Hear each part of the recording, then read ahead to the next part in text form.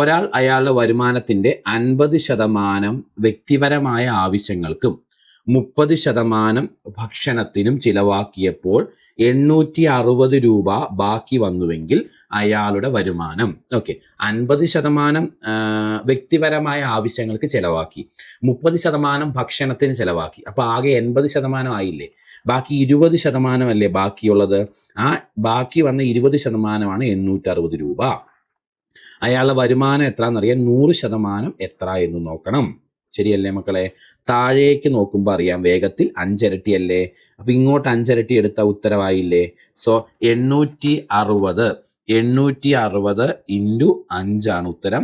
Answer 4300 എന്ന് കിട്ടും. 4300 അല്ലേ. ഓപ്ഷൻ ബി ആണ് കറക്റ്റ്. ചെയ്ത മെത്തേഡ് ക്ലിയർ ആണോ?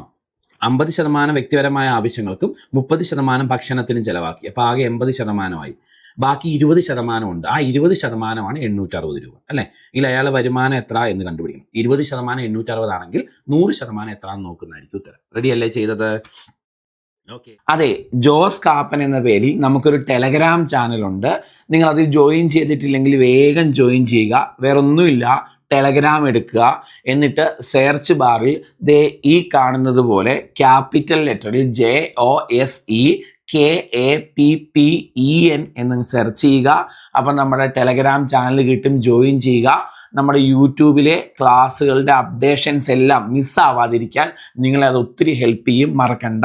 അതുപോലെ തന്നെ മക്കളെ, കാപ്പൻസ് ചാറ്റ് എന്ന് പറഞ്ഞൊരു നമുക്ക് ഗ്രൂപ്പ് ഉണ്ട്, ടെലഗ്രാം ഗ്രൂപ്പ്. അതിൽ ജോയിൻ ചെയ്യാവുന്നതാണ്. അത് ചാനലിൽ നിന്ന് ഗ്രൂപ്പിലേക്ക് ജോയിൻ ചെയ്യാൻ പറ്റും. ഇനി നമ്മൾ ഫ്രീ ആയിട്ട് മാത്സിൻ്റെ ക്ലാസ്സുകൾ ചെയ്യുന്നുണ്ട്. നമ്മുടെ കാപ്പൻസ് ലേണിംഗ് സൊല്യൂഷൻ എന്ന യൂട്യൂബ് ചാനൽ സബ്സ്ക്രൈബ് ചെയ്തില്ലെങ്കിൽ വേഗം ചെയ്തോളുക.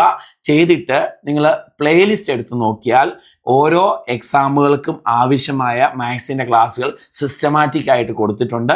പ്ലേലിസ്റ്റ് നോക്കാൻ മറക്കണ്ട. LDCക്ക് വേണ്ടിയുള്ളതുണ്ട്, VFAക്ക് വേണ്ടിയുള്ളതുണ്ട്, LP UP ഉണ്ട്, LGS ഉണ്ട്, അതുപോലെ ഡിഗ്രി ലെവൽ പരീക്ഷകൾക്ക് വേണ്ടിയുള്ളതുണ്ട്, 10th ലെവൽ 12th ലെവൽ എല്ലാത്തിൻ്റെയും പ്ലേലിസ്റ്റ് തിരിച്ച് മാത്സിൻ്റെ ക്ലാസ്സുകൾ സിസ്റ്റമാറ്റിക് ആയിട്ട് കിടപ്പുണ്ട്. അപ്പോൾ ആ ക്ലാസ്സുകൾ മിസ്സാക്കരുത്, മറക്കണ്ട. ജോയിൻ ചെയ്യുന്ന കാര്യം മറക്കണ്ട. താങ്ക്